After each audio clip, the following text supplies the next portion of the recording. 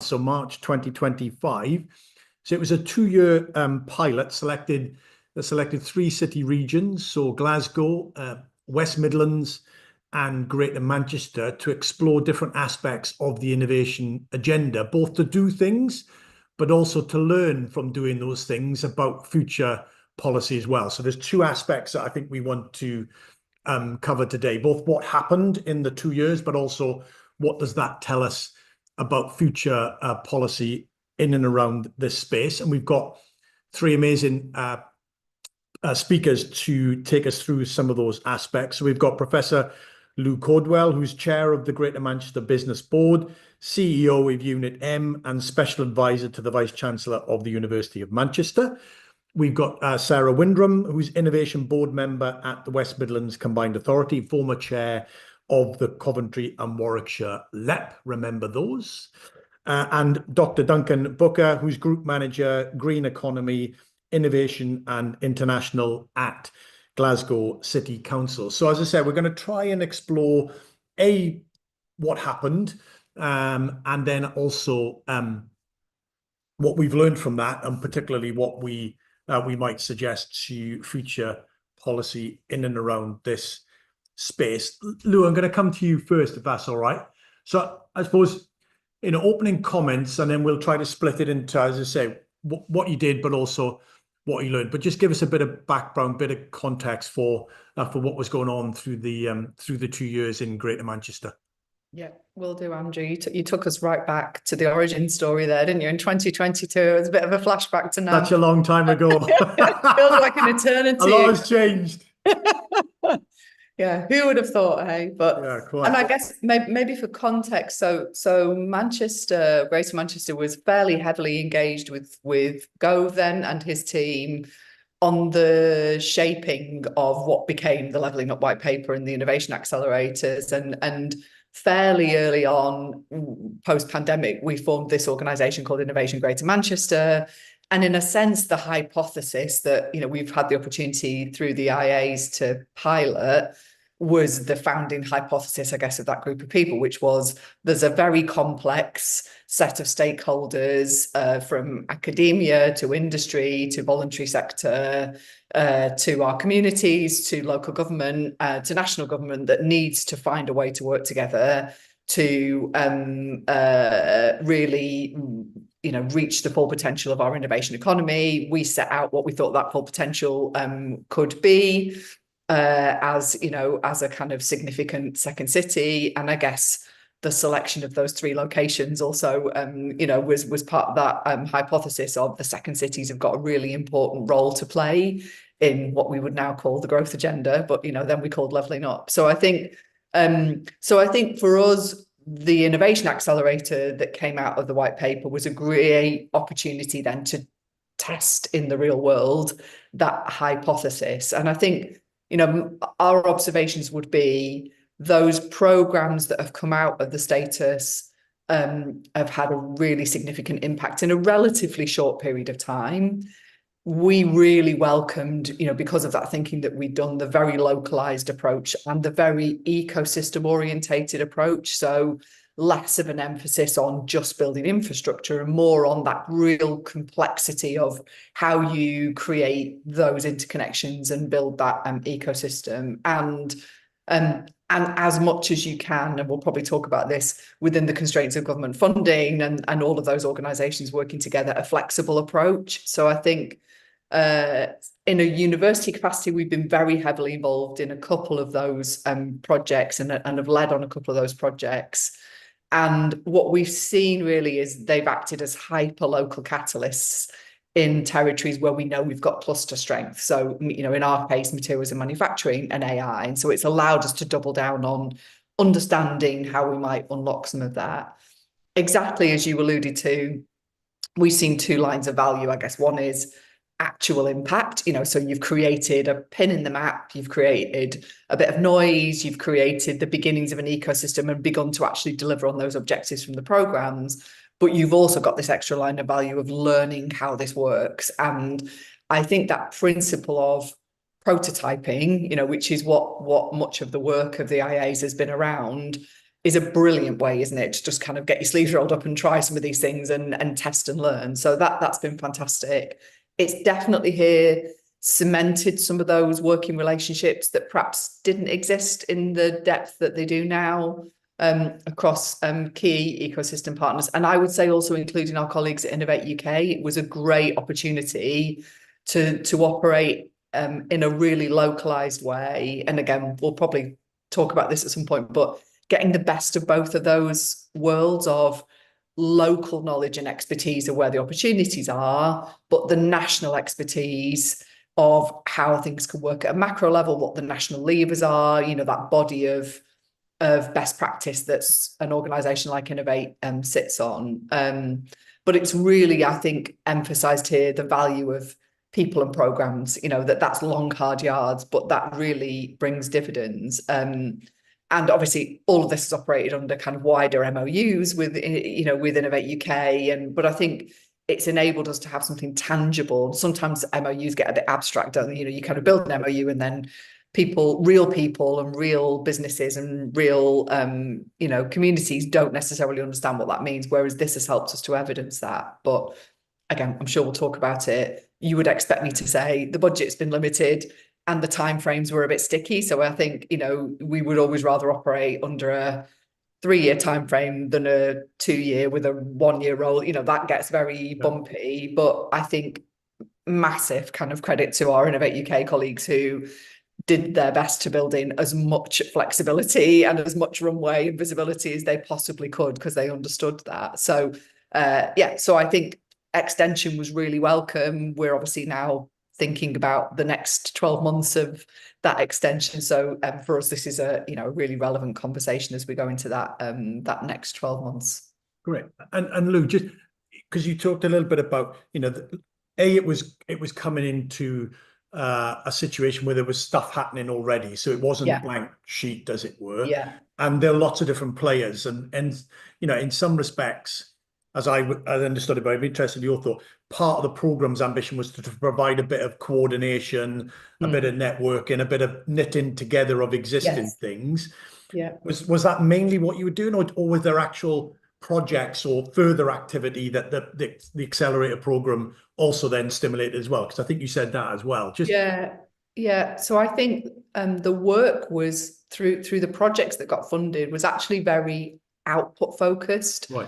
But a consequence of that output was you were building network. So rather than building network in the abstract and saying, well, we've got an MOU, let's have some conversations and some nice kind of networking events, you were bringing partners together in the main to deliver things.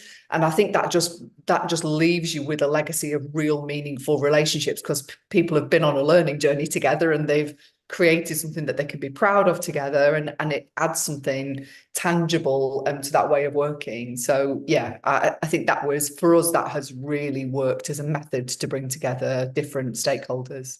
Brilliant. Well, we'll definitely come back to that, because I think that is an interesting way then of furthering, as you say, relationships and networks and partnerships by actually doing something rather than trying to do some of that stuff in the abstract, which, you know, we can see a little bit as well. Sarah, let's move to you. Just give us the headlines and the big picture from West Midlands. Absolutely, and agree with what a lot of what Lou said there in terms of that action kind of bringing people together.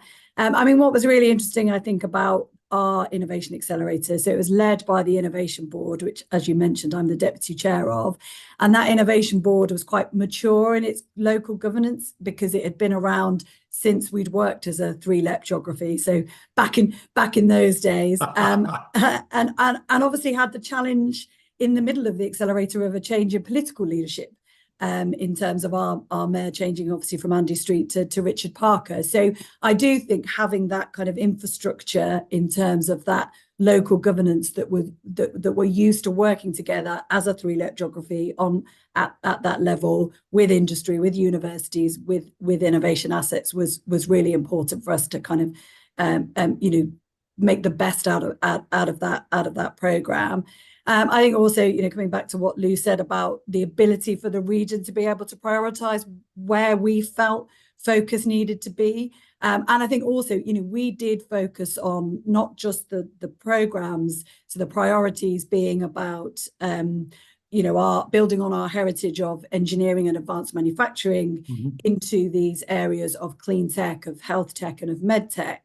But also we were, one of our areas that we wanted to absolutely focus on was those relationships, and was that industrialization and commercialization of innovation, because that we felt, when you looked at the data and the evidence that we'd gathered, we had a lot of R&D, but we weren't moving it to that industrialization and commercialization stage. So how do we bring some more of those assets together? So again, looking at university innovation, but also really importantly, industry and industry partners. And obviously that was, where the innovation board members that represented industry, including myself, we came with our day job hat on as well to be able to kind of bring those partnerships. And that was really important. We've got, the headline figures. I'm sure we'll get into those in a minute in terms of the stats and the outputs. And that's all, as Lou said, that's great. And we're really pleased with that performance. But it is so much more than that. And I think so much more that sometimes is quite kind of difficult to quantify. So I think for me, our perception of ourselves as a region has really shifted. I think that was really evident in our application and success in the European Innovation Capital of the Year awards. And again, great for us from a political engagement perspective, that one of the first jobs Richard Parker gets to do as the new mayor is go out to Lisbon and we're awarded the top 3 in the European Innovation Capital Awards. That, absolutely fantastic, but also really important in terms of cementing the role of innovation for the region. And we've done quite a lot of that in terms of those civic relationships and turning those civic relationships into innovation opportunities, that kind of global perspective. We've tried to really kind of position the West Midlands as a place for global innovation, again drawing on a lot of the industry assets that we have here. As Lou said, those partnerships with central government, but also those regional partnerships between assets that didn't necessarily, or it existed, but not in the way that they do now, as that kind of much more collaborative network. I think also, we've got the energy systems catapult and the high value manufacturing catapult in the region. So we were obviously expecting to work closely with them, but the fact that we've been able to work very closely with the Connected Places catapult on 2 programs, so Clean Futures and Diatomic, has been really positive for us in terms of forging those new relationships and new partnerships. And also working with organisations that, again, were already in the region, like Plug and Play, working on the mobility side, now also working with us on the health tech side as well. So kind of shifting some of those relationships has been really important. But I think also one of our kind of flagship programs that I love to talk about, projects that I love to talk about, is biochar, which has taken a very technically complicated process from Aston University and turned it into a whole market. It's built customers, it's built supply chains, and this kind of idea that actually we've taken that learning from a program like the Innovation Accelerator and looked at how we take that research excellence that we've got into in our universities into real kind of commercial value and tangible value. And that's learning that, biochar now as a project will be self-sustaining. It's created its own kind of commercial market, but we can use that model in other areas, in other kind of areas of research excellence that we've got. I think really important as well, as I come back to industry partners, the fact that we've got skin in the game by the fact that it's being led by the Innovation Board, and those industry partners have been pivotal to these programs.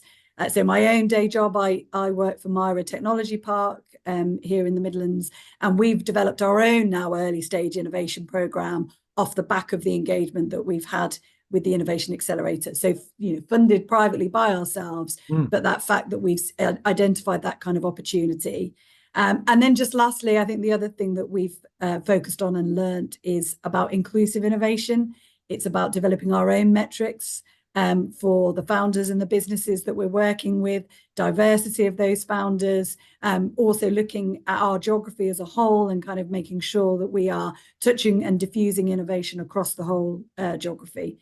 So yeah, really, really positive experience. Brilliant, fantastic. Thank you very much, Sarah. So Duncan, come in and give us the sort of the big picture reflections from Glasgow City Region. Sure. Thanks very much, Andrew. Good morning to everyone on the call. I'm very much going to reflect what Lou and Sarah have already put forward. I suppose for Glasgow, just by way of a little bit of narrative, when the white paper was published, I think in February of 2022, we'd just come out of hosting COP26, the UN Climate Change Conference. And one of the key messages our city region leader, Susan Aitken, put to people at that event was that whilst nation states make pledges, cities deliver. And so that sense of confidence from the UK government in our 3 city regions and the certainty that the programme through pre-selection gave us, I think was really important. And for us, therefore, to continue to make common cause with our friends and allies in Greater Manchester and West Midlands is an important part of the programme going into it, but also a legacy of it. We are, of course, competitors, but we're also peers, and we find ourselves in that same space making a case, you know, in our case, in the case of Glasgow, to 2 national governments. But I think that was really important for us, that the pre-selection issue gave us that sense of certainty of planning, even though that was quite a tight time frame. I think it added pace and scale and further momentum to the things we were already doing. It didn't necessarily tell us new things, but it added that dimension, which is really important. And we were able to draw particularly on our existing 3 innovation districts, anchored by 2 world-class universities, Strathclyde and Glasgow. And so that thing that's come, I suppose, through what Lou and Sarah have said from their different perspectives about that, I hate to use the jargon, forgive me, but it's a useful shorthand, that triple helix of business, academia, and the public sector. And obviously, I'm coming very much from a local authority background within the city region, which is 8 local authorities. And I think it helped us to understand more the economic development possibilities of the innovation agenda and some of the high-tech areas that the universities and some of the spin-outs from them were already engaged in. And that was very significant. And whilst I don't think either me or my team are likely to become experts on quantum anytime soon, you know, we do recognise those commercialisation possibilities that Sarah was talking about, and increasingly across some of those sectors we've worked on, we recognise too increasingly that issue of sovereign capability in the current climate which we find ourselves. So it's interesting that many of those sectors therefore cross over quite well to the UK government's own industrial strategy. Just another couple of things that I suppose for me, one thing it's helped us to do, and particularly, again, this is through conversations with the other 2 city regions, is to look at that devolution agenda, how we can work especially to try to get into a similar position to what the English city combined authorities already have or are beginning to get. And that makes for an important ask on our part. Again, the recognition that innovation is best seen as a place-based intervention, and a great place like Glasgow, Manchester and Birmingham are where the UK's bets should well be placed. I suppose as well what's happened is that it's informed, as I said already, that extent of confidence on the part of the local authority that we can get into that conversation with partners about high-tech industries and about the commercialization. It meets well, therefore, their own economic strategy, which is about improving productivity. But as Sarah has said, inclusive growth is a key element of that. And obviously the race to net zero as well, for us having set a 2030 carbon neutral target. And it's therefore also informed other things like our choice of advanced manufacturing precision engineering for our investment zone proposals, like the fact that some of the governance arrangements that we put together to try to take this opportunity forward have continued and have helped create those sort of longer standing arrangements between partners here in Glasgow City region. And I think, you know, I won't go on about some of the legacy areas, but, you know, one or two of the 11 projects we selected, we feel are really putting Glasgow on the world map or have that potential, and their co-investment levels are pretty impressive too. So I suppose just to conclude there, in terms of what Lou and Sarah have already said, it's added to our collaboration, it's given us more momentum, it's added pace. And just one final thing, absolutely approve of pre-selection, up until the point that we're not the ones getting pre-selected, which we wouldn't commend, of course. Yeah, everybody's in favour of pre-selection, provided they're the ones that are pre-selected. Absolutely. I mean, always the case, you know, to a degree. But nevertheless, you know, I think some prioritisation, particularly of these sorts of initiatives, is both needed and actually, I think there's a merit to it as well. Some of our work on innovation and where it happens in in Great Britain is kind of gives us some sense that quite a lot happens in and around your patch, the West Midlands and Greater Manchester as well. And you have some choices to make about where that doubles down. Lou, come back in. I mean, lots to explore. I suppose I'd be interested. There was different bits of criteria. One of them was around the extent to which you were able to kind of, through the program, leverage additional private sector investment, private sector activity. You'd be interested to get your thoughts on that, Lou, because I mean that, you know, previous government, yes, but certainly this government even more so, right? Is kind of thinking about how it unlocks private rounds of investment, however you define that. What does the Innovation Accelerator tell us about that? Were you successful and in what way? How can we kind of think about that? Yeah, so I think, and like you said, there's a general direction of travel here, isn't there, where this becomes even more important, whether we like that or not. And I think we learned a number of things. Is one, the kind of tangible nature of a project and a thing is a great way to get people involved, whether that's, you know, actual kind of financial investment into that program to support it, or resource investment, which again we found to be just as useful. But I think the other thing we discovered is, I guess, twofold. There's a kind of financial sustainability beyond the IA funding. Now, thankfully, we've got another year, but one of the things that I'm sure we'll all be looking at is these programs have been incredibly valuable. So how do we think about the sustainability and the relationships that we've built with industry in those periods, how they might help us with that long-term sustainability? But I think more generally, just the fact of the kind of vote of confidence, as everyone's alluded to already, of putting the pins in the map, recognizing the significance of the innovation ecosystems that exist across those three locations, that I think generally did more of a kind of FDI job of really attracting people for new conversations, even if it was just to understand more about what IA status meant and what was going on and how people might get involved. So I think, again, like many of the things with this, it's got kind of multiple lines of value, which go beyond just the kind of match funding, if you like, that's been able to be raised against the specific projects and work streams. Yeah, that's great. That is a very good point. And I suppose part of the challenge, which we've come on to, is the extent to which 2 years becomes 3, which is good. But then, you know, the longevity of these sorts of commitments and or aspirations, I think, is really important. We'll definitely come back there, get some thoughts from you on that. I should have said, if you've got questions or reflections or comments for anything in relation to what's been said already, or questions that you want to pose that haven't been raised yet, put them in the Q&A function, and I'll try to weave them into the conversation. Sarah, similar sort of question to you, really. Just think about that private investment, unlocking, you know, growth capital, etc. You talked a little bit about your own experience at Myra, so you know there's something tangible there. But just come in and say a little bit about that particular objective.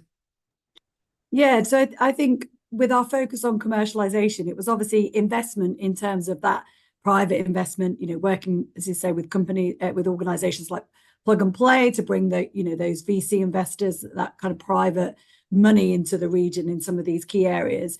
But also the creation of market, of customer demand. So I think one of the interesting things about Diatomic, for example, is there was a focus on using our digital strengths and our digital connectivity and that as an opportunity for innovation in some of the public sector areas, some of the planning, building digital twins. So I think that kind of public procurement innovation, public procurement of innovation was part of that. But then also some of the other programs like Clean Futures were more about working with some of the bigger OEMs in the region. So obviously some of the companies that we work with at Hariba Myra, and some of the automotive and rail, and having them as the end customers, having them as the kind of end market. So I think it was twofold really from our private investment perspective. It was both looking at the kind of funding coming in, but also what's the market opportunity and how can we work with the industry assets that are already in the region. They might have a global footprint, but they've got a presence here.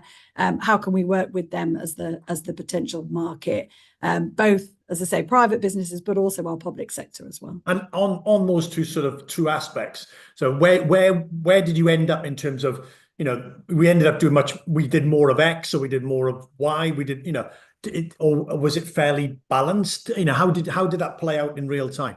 So I think it depended on the program. I mean, I would say, I think the securing the private investment, and it sounds strange me saying this because I always say it's difficult, but actually securing the private investment into the companies was probably the easier bit. Right.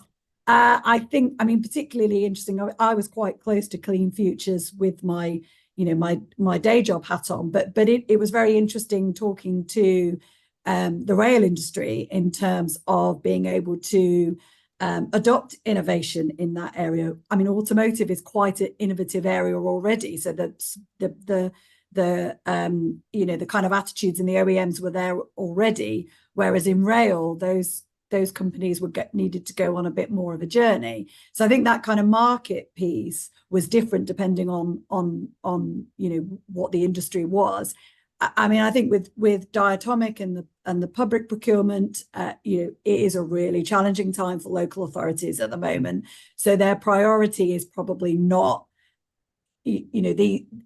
investing more into these types of early stage programs and pilots. So that's been a struggle. But I would say we're on a journey with that, and we're working again closely with industry partners so that can be something that we adopt in the future. So I think the private investment was probably the easier part. Creating the markets was slightly more challenging depending on the area. Yeah, very good. Duncan, come in your similar perspective on the private investment perspective. How successful, how much of a priority did that turn out to be in reality once you got into the program delivery? Yeah, we were mindful of the expectations of Treasury to try across the program to achieve a one-to-one co-investment of external finance, and with the quantum of public funding. And happy to say we've overachieved on that one. We've got about 42 million co-investment at the moment across the program. Understandably, across 11 projects, that's differential. Some are still developing. Others have really pulled in a lot of money from overseas investors, as well as more locally from big companies. I think a couple of reflections from me there. One of them is about the model of work, where we've had some big corporates that have been able to open their doors to local SMEs.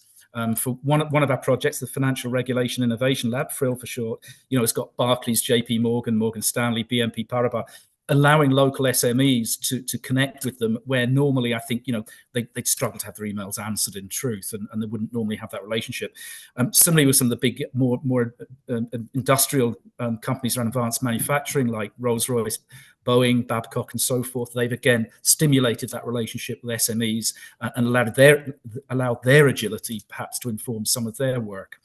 I think the other thing that's happened for us as well, going back to an earlier comment from me about being at the table as a local authority with many of these discussions, particularly with our university friends, is to lever in additional investment, not necessarily for the programme itself, but alongside the programme. So we got a 5 million ESPRC grant for Photonics and Quantum Accelerator that came directly from the relationships we've achieved and built upon for the IA programme.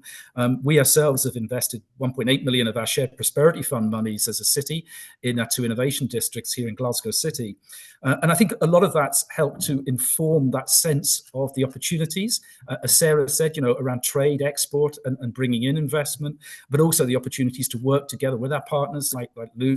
Obviously, Lou will locally with the University of Manchester, similarly here, and also across the sectors. So a big call out on my part for the FE sector, because we're keen not only to work with world-class universities and some of their postdoc students at the lab bench, so to speak, but especially from a skills and inclusivity perspective with our local colleges. So it's great to see, all 3 city regions receiving further funding from our UK for the Further Education Innovation Fund, as it's called.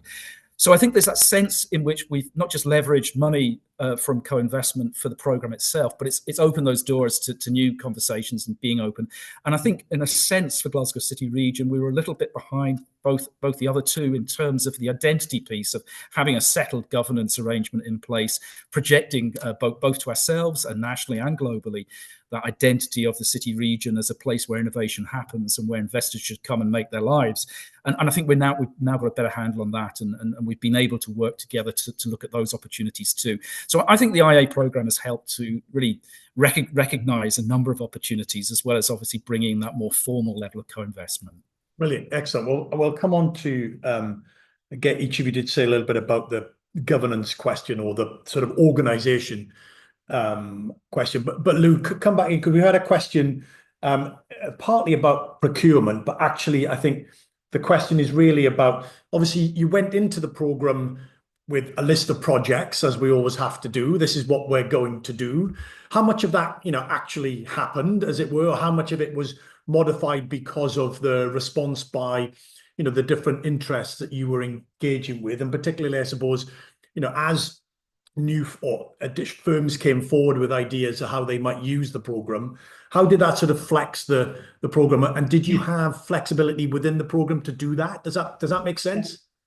Yeah, so I think, I mean, the backbone, if you like, of the procurement kind of decision-making framework was obviously very wired around Innovate UK's existing framework, and like I say, that kind of puts a kind of best practice, but also a constraint in there. And I think there was a huge amount of dialogue. I'm sure it's probably the same for the other regions, with our Innovate colleagues around how much we could build in flexibility into that. But in reality, like all of these projects, you end up with more projects coming in at the top of the funnel than can actually be funded. Yeah. There's a kind of decision-making framework then agreed, I think, around the sectors, the teams, the propositions. And also one of the things we were slightly cognizant of was the kind of interrelationship between those, that actually when you stood back and looked at the portfolio, they made sense in terms of things that would be complementary. So I think a lot of fluidity at the kind of top of the pipeline. By the time you get into the detail of what's been commissioned and what's been delivered, I would say 99 times out of 100, things have been delivered exactly to the framework and the programme has agreed, because that's the nature of the kind of framework that you're stuck in. So I think that is one of the challenges in working, one, in that very multi-stakeholder way, and two, with government funding, is that there isn't always that agility to be able to flex and change that. If we were running a corporate R&D program, or you were working in normal innovation conditions. So I think this is one of the challenges generally for government. And even though, sorry, Lou, even though it was a pilot program, there wasn't more, because I would assume that there's more flexibility by definition in a pilot program, because by definition we're trying to figure some stuff out. But I think there was as much flexibility as Innovate could possibly stretch the boundaries. And as we've gone into the extension program, then again, I think Innovate colleagues have worked their hardest to make sure that the learnings from the first phase can be reflected, as you would expect in a pilot, in the second phase, in terms of, partners, progress, what's worked, what hasn't worked. So I think that break, as much as it's a break and you'd rather not have one, it is an opportunity to do a little bit of rewiring. But I think there's generally just a challenge in the system of, by the very nature of what government funding is, it's slightly at odds with the nature of an innovation process, which is, normally, if you can architect it that way, hugely flexible, hugely agile,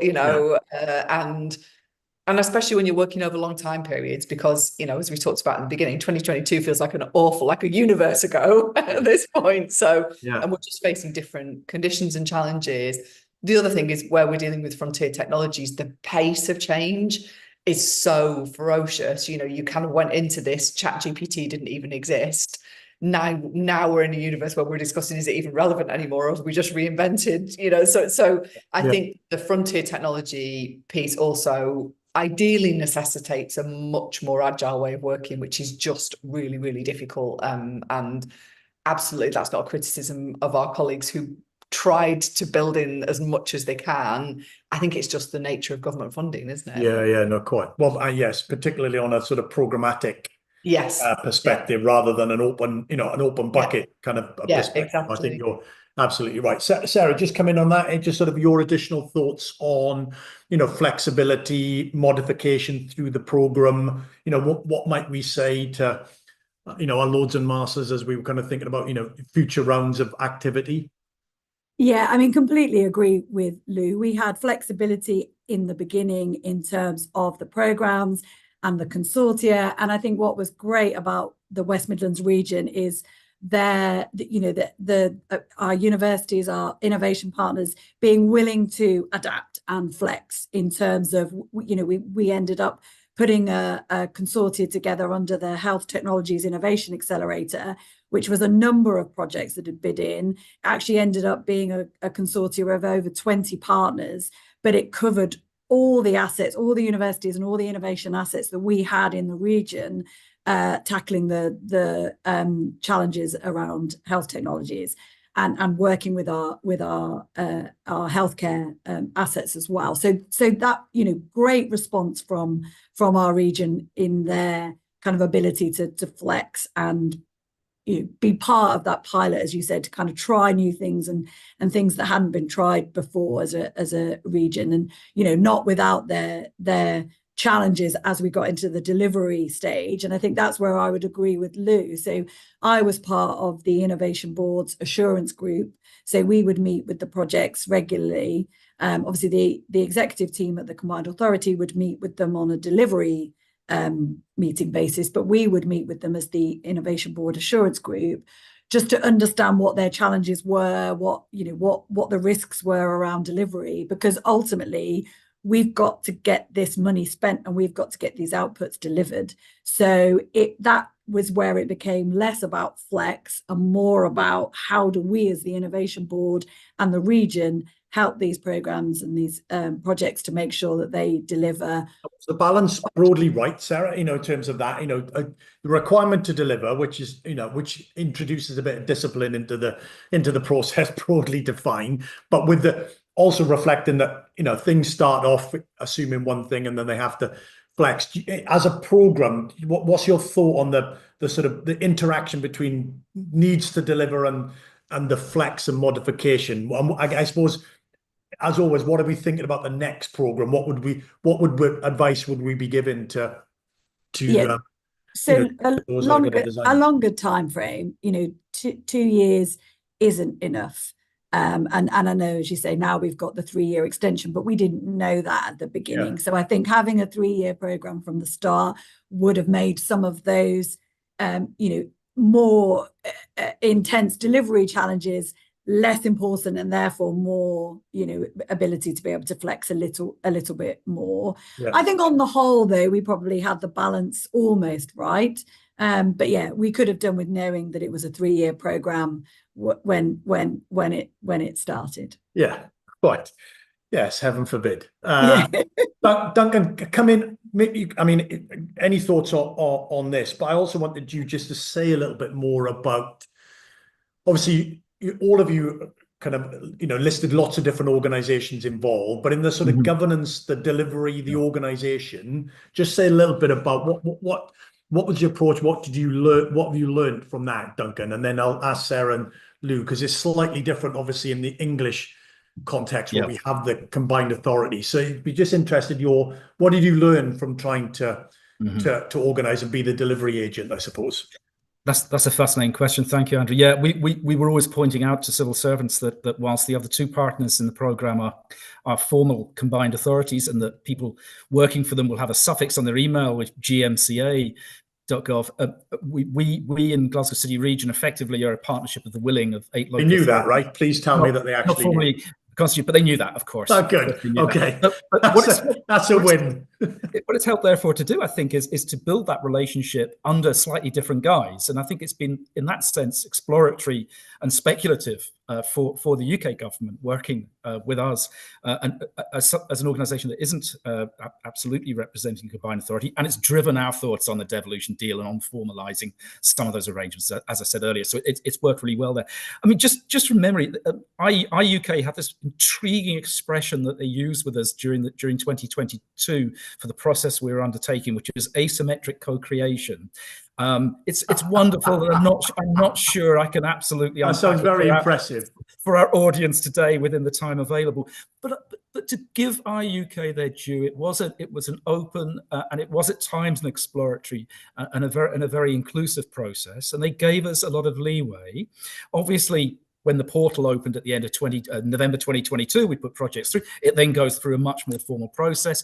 And interestingly, of course, unlike say the investment zone, the funding doesn't come to the city region. The funding is managed by IUK, and that's the contractual arrangement for the projects, with the decision respected on our part of the selection of the 11 that we made, and an ongoing relationship that's very, very much proprietary and filial on our part, because we want to see them succeed, and we want to see them gain momentum, irrespective of what future funding may or may not be available. So I think that's been a really interesting experience, and I think it's helped to drive some of those conversations here, especially about that broader Devo deal that respects and understands what, as best we can, what the other two city regions are doing, and in many ways the IA partnership that we stood up for this opportunity at the beginning of 2022 has then transformed itself into an innovation group at a broader city region level that both encompasses the IA program, but is broader than that, and therefore brings in very strong industry partners as well, which we're always very keen to do, because coming from local authority, there's always a danger people like me inhabit a house of mirrors, and we're really keen to get into contact, with business, with the real economy. Their profits are the basis on which our people get good wages, and our social policy objectives are served as well. In other words, the UK government's growth agenda.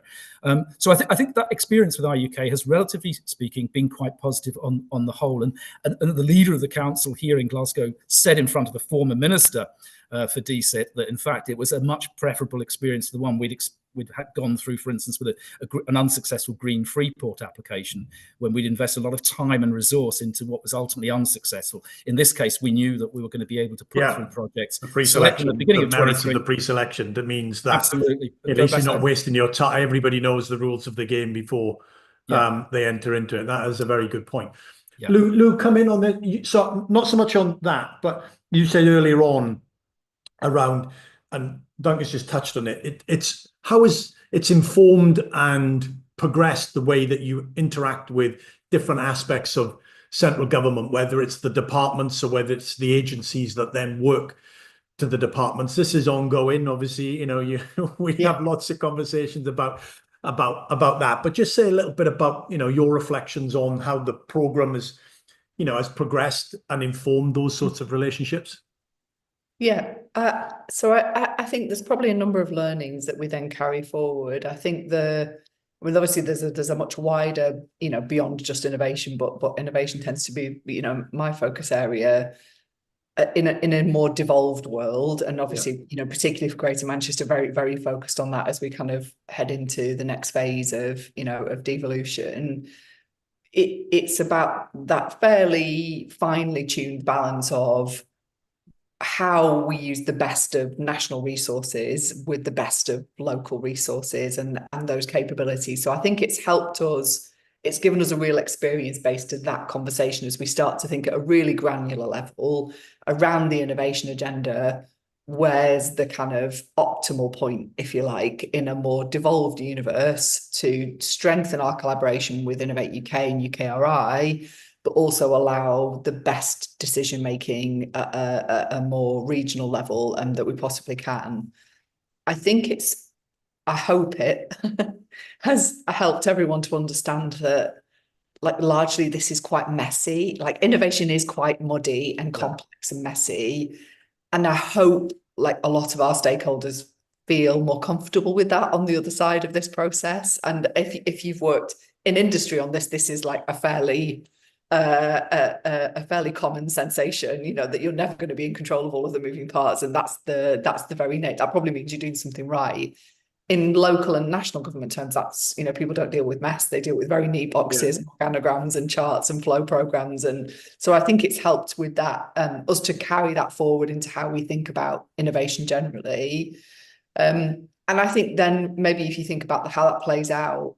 Again, we need to keep emphasizing this was a pilot. It was a prototype. That means somewhere down the line it gets scaled in terms of where else in the country this goes, and and hopefully the check size that gets associated with it. I think one of my observations talking to colleagues who are kind of outside in, if you like, looking at places like the 3 locations, that we've got here today, you're talking about relatively mature systems of local governance, and even with that maturity, these things are quite a stretch. So I think what we definitely haven't created is a cookie cutter that can just be dropped into every place and will work universally. I think we've probably, even just between the 3 of us, got real differences and subtleties that we've had to work through and personalize to the place. So it's, again, how do you, I guess, giving everybody permission to personalize these programs to the place, whilst also taking the learnings as much as we can share them amongst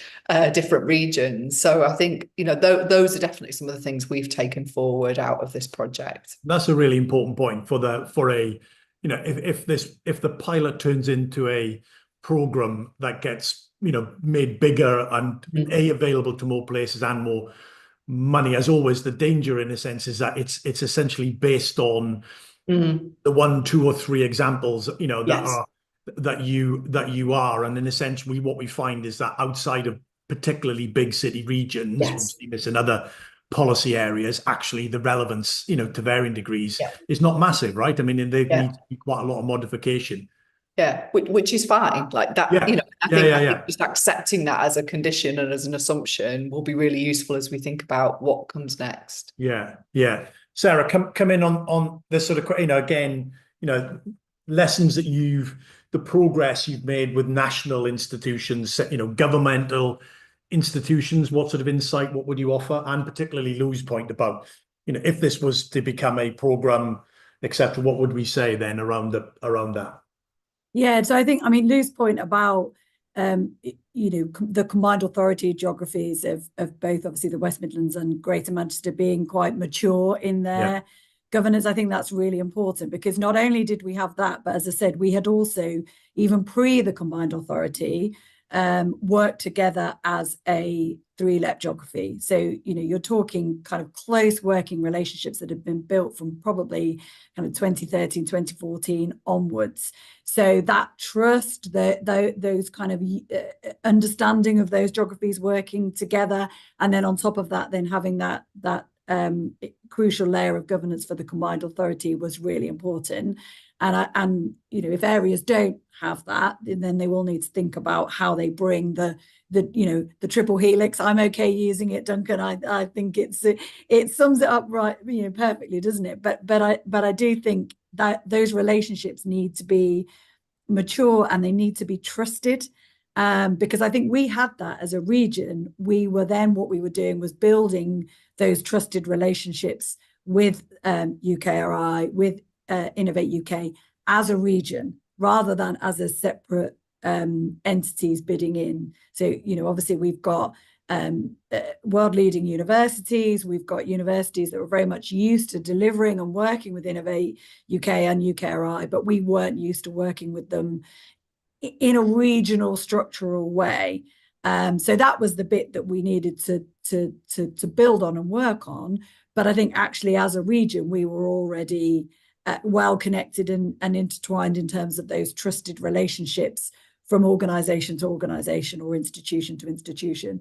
So yeah, I do think there needs to be, I guess, a level of maturity of working together as a geography. Yeah. I think particularly obviously somewhere like the West Midlands, you've got Coventry and Warwickshire, you've got Black Country, and you've got and Birmingham and Solihull, which are also see themselves as kind of quite individual in their geography as well. So yeah, we needed that maturity of working together. Brilliant. Okay, I'll come on to a couple of other questions in the last 10 minutes, but just Duncan, very clearly, both Sarah and Lou talked about the maturity, the pre-existing, but you also touched on, the lack of formal arrangements, at least in the Glasgow city region context.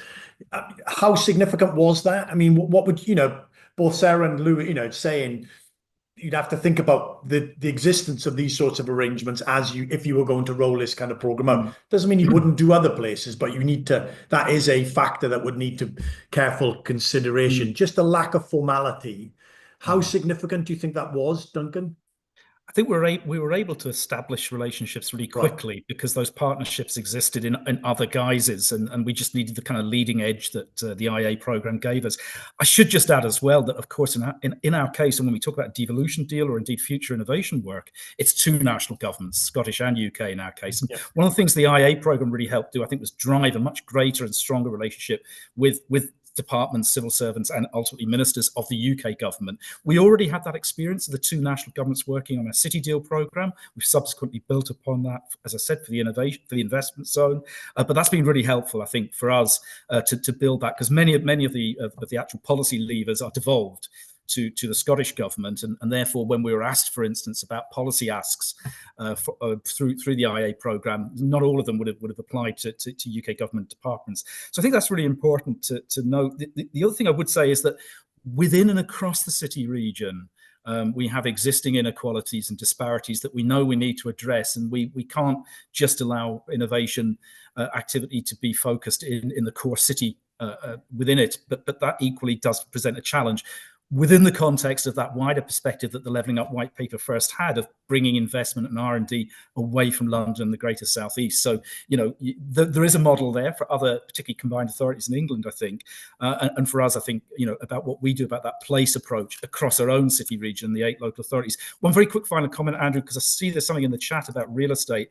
A couple of things there. First of all, obviously for us to work with partners, and particularly our enterprise agency, Scottish Enterprise, to make sure there's enough wet and dry lab space, to make sure that we're building innovation places for people in its broadest sense is vital. And we'll be going down to UK Reef in Leeds again in May with other partners, and have actually spoken both to West Midlands and Greater Manchester about maybe once again making common cause at an event there. Maybe if we can get a ministerial hearing for that would be great. So I think that issue about investment in place for us, for the UK and Scottish governments, and of course we hope for venture capitalists, remains at the forefront of what we're looking to do. Yeah, well, no, and your final point there touches on an event that we've got coming up, which is very explicitly looking at how do we think about our city centres as innovation hubs, and what are the components that we need to put in place. Real estate is one, partnerships, funding and finance, etc. How do you kind of build those sorts of things together to actually make our city centres in our big cities and in our smaller places? How do they actually function as that? How do they bring together those sorts of firms, create environments where those sorts of firms? So we'll definitely be coming back to that in our event very shortly. So we've got 8 minutes. I've got one specific question to the three of you, which should be quick, and then a big question, which we'll finish on. So the first one is learnings and lessons. Because it's a pilot, is there a formal requirement on the three of you to capture all the learnings, draw out the lessons and share them with the wider world? Is that part and parcel of it? Duncan, you're on my screen. Is there a formal I mean, you might want to do it because you're a good person and you're very sensible, etc. But is it part of the pilot program that you will formalize the learnings and then the lessons and share them? Well, Innovate UK has commissioned evaluation on the programme, and that's both a process evaluation and a longer term impact one. So we participate, and you can see two colleagues nodding, so that we've all participated. A number of local stakeholders have been brought to the table for those conversations, and of course locally as well. We all report through those governance arrangements to our various boards or cabinet for the city region. But yes, I would expect us to be participating in that with IUK, and obviously that in some ways we hope will already have begun to influence the comprehensive spending review in terms of the initial findings, even if they're not published findings and formalised as such. Great. Sarah, do you want to add anything specific to that question, and we get on to the big one? So just to say, I think, yes, there's the formal expectations. As you say, we've been part of the impact review and feeding through learnings through Innovate UK. But I think also the Innovation Board have all agreed we take an ambassadorial role to this. We've got opportunities in our day jobs and through things like this to share learnings and to make sure we're talking to people about the Innovation Accelerator process that we've gone through. So I think there's both a formal requirement, but also there's a as you say, a kind of goodwill, want and desire to share what we've learned so far. Brilliant. Okay, Luke, do you want to add anything to that? Yeah, I mean, the only thing I would add, and maybe it's something the three of us could pick up collectively as a productive output out of this, is when we began the process, one of our original suggestions was, wouldn't it be great to create a kind of playbook out of this at the end of it, because I think there's obviously a kind of, through a policy lens, a set of learnings that are really important to inform future investment and policy from a government perspective. But I think, if we think about the wider stakeholders, and the value out of what's been a fairly significant investment from government into the different programs, I think it would be really interesting actually to put that into a, shall I say, non-policy language format, and just really share what we've seen across the three places, for better and for worse, actually, and have a really honest appraisal of, one, how hard this is, and two, what our learnings on best practice would be. So yeah, maybe that's something we do with Centre for Cities. Yeah, very good. I was going to say I would be an output. Yeah, on behalf of my organisation, I would be very happy to participate in such a series of considerations. So take that as an offer if others are interested. Let's finish with them. We've only got 5 minutes, so it's a big question, but I suppose, your initial reflections, some of the specifics, but obviously the Innovation Accelerator is an obvious example of place-based approach to innovation. And at the minute, obviously the government is considering an industrial strategy for the country, broadly defined, and is grappling with how it sort of frames that, how it organizes that. And very obviously, as is often the way, they think about sectors and, all of that kind of stuff. They think about places and all of that kind of stuff. And they are struggling, because we know this, we've talked to them, you've talked to them. They're struggling with those two things and how they interact and what they do. Obviously, the Innovation Accelerators is a very obvious, as I said, example of place-based approach to innovation. Probably the investment zones, again, from back in the days of yore, was another example of that. But I just sort of generalized reflections on that and how you might play that in. Duncan, you go first, and then Sarah, we'll finish with Lou. Just because this is a ongoing source of debate, deliberation, uncertainty. So what do we say? What do we say?